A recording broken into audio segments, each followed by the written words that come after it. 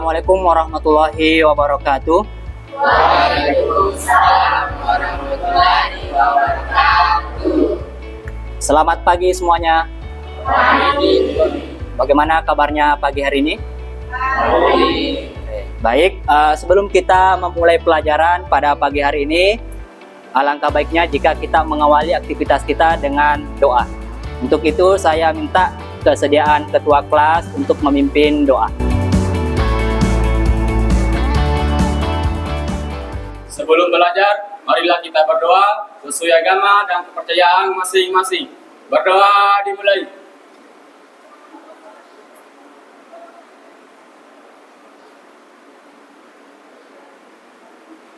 Selesai. Oke, selanjutnya Bapak akan mengecek kehadirannya satu persatu. Anita, Asa Madupa, Hadir Pak. Arinil Haq, Hadir Pak. Dea Ananda, Hadir Pak. Erian Ramadan. Hadir Pak. Ya, untuk siswa hari ini semuanya hadir ya. Untuk hari ini di mata pelajaran coding dan kecerdasan artifisial, kita akan membahas materi pengoperasian, pengaplikasian, dan kolaborasi perangkat kecerdasan artifisial. Nah, untuk itu saya akan membahas terlebih dahulu tujuan pembelajaran yang ingin kita capai setelah kegiatan pembelajaran hari ini. Nah, di sini setelah mengikuti pembelajaran, murid diharapkan mampu yang pertama mengidentifikasi jenis-jenis perangkat kecerdasan artifisial atau perangkat AI ya. Kemudian yang kedua, menerapkan salah satu perangkat kecerdasan artifisial untuk menyelesaikan suatu masalah sederhana. Nah, sebelum saya melanjutkan, saya akan memberikan sedikit contoh terkait produk-produk atau perangkat kecerdasan artifisial yang sudah ada. Yang pertama, asisten virtual. Nah, asisten virtual ini contohnya Siri yang ada di perangkat-perangkat iPhone, kemudian Google Assistant yang ada di perangkat-perangkat Android, kemudian Alexa dan Chatbot ya. Nah, kemudian yang keempat, teknologi foto dan kamera. Jadi AI di teknologi foto dan kamera ada yang biasa mungkin pakai Snapchat, filter wajah, ada juga filter wajah yang ada di IG, Instagram atau di Snapchat. Ya, itulah tadi contoh produk kecerdasan artifisial yang biasa kita gunakan sehari-hari. Nah, sebelum saya melanjut membahas terlebih jauh tentang kecerdasan artifisial, saya mau bertanya dulu. Siapa yang tahu apa itu kecerdasan artifisial? Ada yang bisa memberi jawaban? Saya Pak. Perkenalkan, nama saya Baby. Saya akan menjawab pertanyaan dari Bapak, yaitu apa itu kecerdasan artifisial. Kecerdasan artifisial atau yang bisa kita sebut dengan AI adalah cabang ilmu komputer yang berfokus pada pembuatan sistem atau program komputer yang mampu dan menjalankan tugas-tugas yang biasanya menggunakan kecerdasan manusia. Selanjutnya saya ingin bertanya lagi, mengapa kita perlu belajar AI? Saya Pak, perkenalkan, nama saya Asma Dupa. Saya akan menjawab pertanyaan dari Bapak. Mengapa kita perlu belajar AI? Karena belajar kecerdasan artifisial atau sering dikatakan AI itu penting. Bukan cuma karena ini bidang teknologi yang sedang naik daun, tapi juga karena AI sudah menjadi bagian tak terpisahkan dari kehidupan kita sehari-hari. Adapun manfaat mempelajari AI yaitu meningkatkan kemampuan diri dan kesiapan menghadapi masa depan. Terima kasih. Berikan aplaus untuk temannya yang sudah menjawab. Ya, dua orang tadi temannya sudah memberikan jawaban yang luar biasa terkait apa itu kecerdasan artifisial dan mengapa kita perlu belajar AI ya. Nah, jadi mengapa kita perlu belajar AI? Yang pertama alasannya karena AI adalah teknologi yang mengubah dunia, ya. Jadi sekarang ini orang banyak-banyak bekerja sama atau berkolaborasi dengan AI. Nah, kemudian alasan yang kedua adalah keterampilan AI sangat dibutuhkan di berbagai industri. Kemudian selanjutnya, AI membantu kita memecahkan masalah dengan cara yang lebih cepat dan efisien. Nah, jadi dengan adanya AI, Ananda sekalian yang merupakan seorang pelajar, itu bisa sangat terbantu dengan pemanfaatan atau dengan memanfaatkan kecerdasan artifisial ini. Selanjutnya kita akan membahas tentang sejarah singkat kecerdasan artifisial. Nah, kecerdasan artifisial ini lahir di awal tahun 1950-an. Nah, disinilah pertama muncul konsep kecerdasan artifisial atau dikenal dengan artificial intelligence.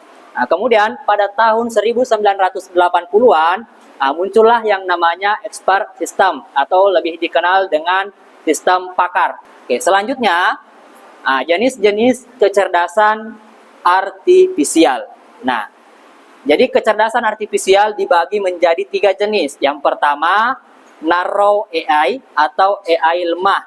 Jadi jenis AI ini dirancang untuk melakukan suatu tugas spesifik dengan sangat baik, tetapi tidak dapat beradaptasi untuk tugas lain. Nah, selanjutnya, untuk kategori-kategori kecerdasan artifisial. Nah, jadi ada kecerdasan artifisial yang khusus untuk mengolah teks. Nah, di sini contohnya Google Gemini, ChatGPT, Bing AI, ya. Nah, di sini dia akan menjawab pertanyaan dan merangkum informasi yang diminta oleh pengguna, ya. Kemudian yang kedua AI gambar atau image generator. Nah, di sini contohnya DALL-E dan Midjourney, ya. Nah, jadi dia bisa menghasilkan gambar sesuai prompt yang kita masukkan. Nah, untuk kecerdasan artifisial itu mulai diterapkan di bidang kesehatan, bidang keuangan, bidang transportasi, hingga bidang pendidikan. Nah, untuk bidang keuangan, AI menganalisis pola transaksi untuk mendeteksi aktivitas yang mencurigakan dan mencegah terjadinya penipuan. Nah, untuk bidang transportasi, ada mobil yang dapat bergerak tanpa pengemudi. Nah, selanjutnya, tantangan dan resiko terkait penerapan AI. Nah, yang pertama, etika dan bias algoritma. Nah, kemudian yang kedua, pengangguran akibat otomatisasi. Oke, selanjutnya kita akan praktik menggunakan perangkat artificial intelligence. Nah, maka dari itu, ya silakan Ananda sekalian menyalakan komputer yang ada di depannya masing-masing.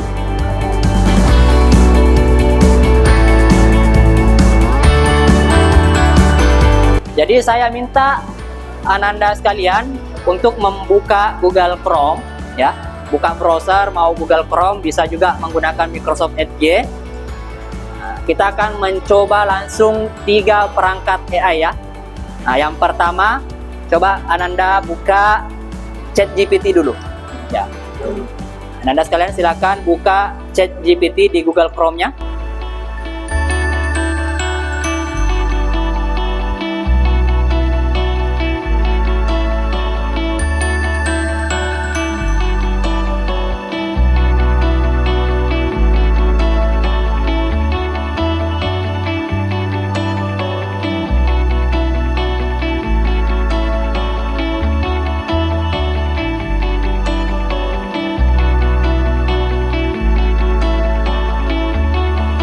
Oke, sekarang kita coba bandingkan.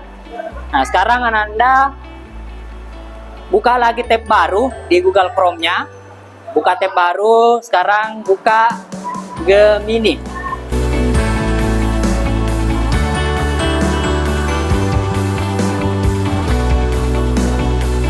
Oke, selanjutnya buka lagi satu tab baru. Nah, kita akan mencoba Microsoft Copilot.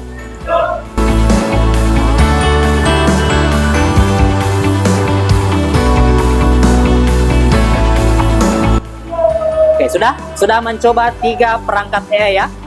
Nah, sudah ada tadi Google Gemini, kemudian ada ChatGPT dan Microsoft Copilot. Nah, masing-masing Ananda sudah memasukkan perintah prompt yang sama, ya. Ananda boleh melihat perbandingan hasilnya. Ya, Ananda sekalian sudah mencoba 3 perangkat AI yang berbeda dengan prompt yang sama. Ada kira-kira di antara Ananda yang ingin memaparkan hasil kolaborasinya bersama AI? Saya, Pak. Ada? Ya, silakan. Baik, perkenalkan nama saya Ari Hak. Sesuai dengan arahan Bapak tadi tentang mencoba beberapa AI, di sini saya menuliskan prompt tentang tuliskan saya sejarah kemerdekaan Indonesia. Di dalam AI ini menjelaskan tentang proses menuju kemerdekaan sampai setelah proklamasi. Sekian, terima kasih. Oke, berikan tepuk tangan untuk temannya yang sudah menjawab. Oke, baik Ananda sekalian. Selanjutnya kita akan masuk ke tahap praktik atau kolaborasi. Untuk itu Bapak akan membagi Ananda sekalian menjadi beberapa kelompok. Jadi silakan nanti duduk bersama dengan anggota kelompoknya 4 sampai 5 orang.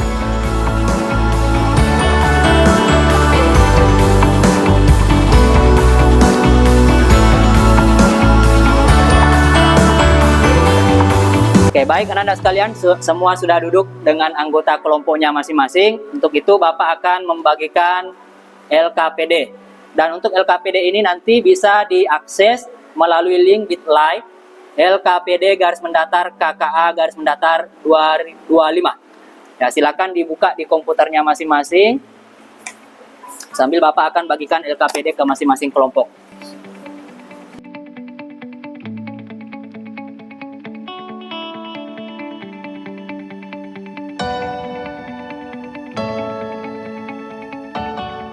Sudah terbuka semua LKPD-nya? Oke, jadi silakan nanti pilih LKPD-nya sesuai dengan kelompok masing-masing. Jadi di situ ada 4 kelompok ya. Jadi kelompok 1, kelompok 2, kelompok 3, dan kelompok 4. Oke, silakan dibuka. Melanjutkan kegiatan diskusinya, Bapak akan menjelaskan terlebih dahulu kegiatan-kegiatan yang akan kita lakukan pada diskusi hari ini.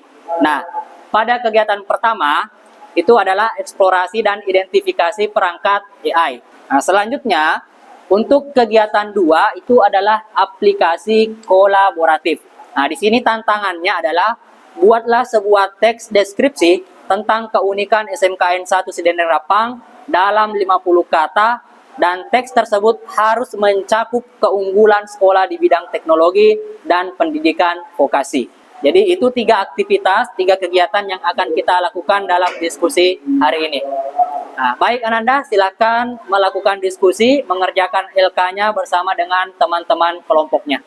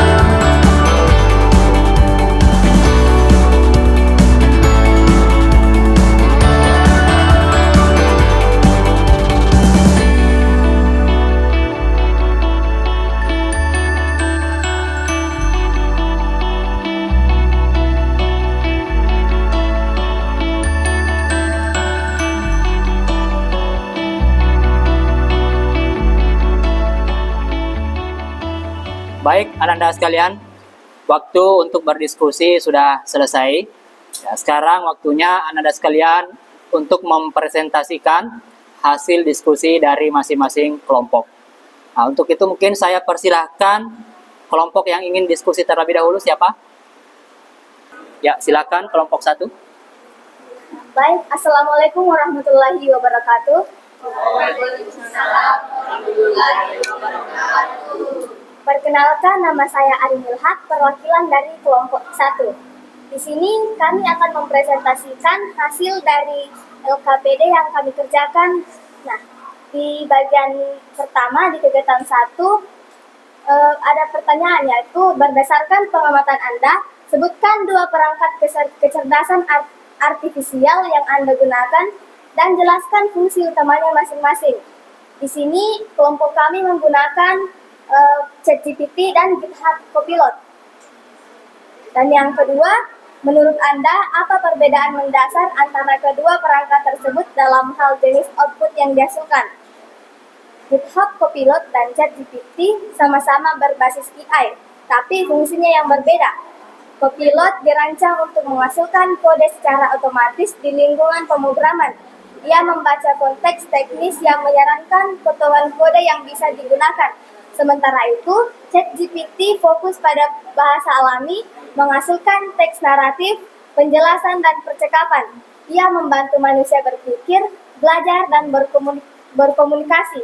Singkatnya, Copilot menulis kode, ChatGPT menulis kata. Sekian, terima kasih. Oke, itulah tadi presentasi dari kelompok 1. Berikan aplaus untuk temannya. Oke, selanjutnya kelompok berapa lagi yang ingin melakukan presentasi? Saya, Pak. Oke, kelompok 2. Baik, saya Asma Dupa, perwakilan dari kelompok 2. Di sini, kami akan mempresentasikan hasil kerja kelompok kami. Perkenalkan, nama saya Erian Ramadan. Saya akan membacakan prompt 2. Tuliskan deskripsi singkat 50 kata tentang keunikan SMK Negeri 1 Sidendreng Rapang yang menekankan keunggulan di bidang teknologi dan pendidikan vokasi, mencangkup inovasi pembelajaran, fasilitas modern, serta peran sekolah dalam membekali siswa keterampilan praktis untuk sukses di dunia industri.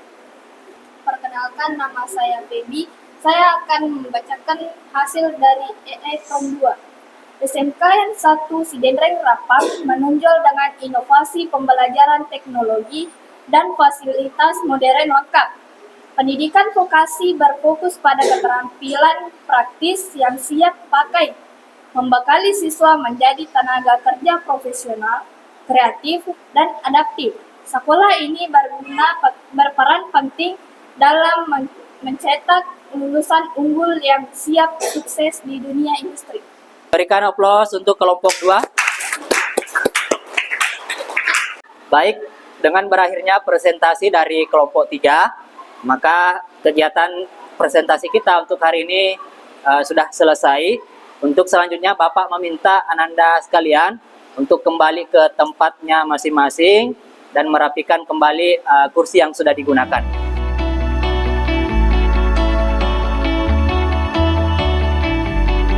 Selanjutnya saya minta perwakilan setiap kelompok untuk mengumpulkan LKPD-nya. Nah sekalian, tibalah kita di akhir pembelajaran kita pada pagi hari ini. Nah, sebelum Bapak mengakhiri pembelajaran, Bapak minta ada di antara Anda yang menyampaikan kesimpulan terkait pembelajaran yang kita lakukan hari ini. Ada? Silakan. Perkenalkan, nama saya Sauki Serang dalam sini dan akan menyampaikan kesimpulan tentang pembelajaran kita hari ini. Dengan pembelajaran ini, kita jadi tahu cara menggunakan perangkat AI dan menerapkannya dalam kehidupan sehari-hari. Dengan AI, kita bisa membuat pekerjaan lebih mudah, cepat, dan cerdas. Tapi kita juga harus menggunakan dengan bijak dan bertanggung jawab. Sekian, terima kasih. Ada lagi yang mau memberikan kesimpulan yang lain? Saya, Pak. Oke, silakan. Bupati, dalam mendukung kebutuhan manusia dan perkembangan teknologi. Itulah tadi 2 kesimpulan yang sudah disampaikan oleh temannya. Berikan tepuk tangan kepada temannya.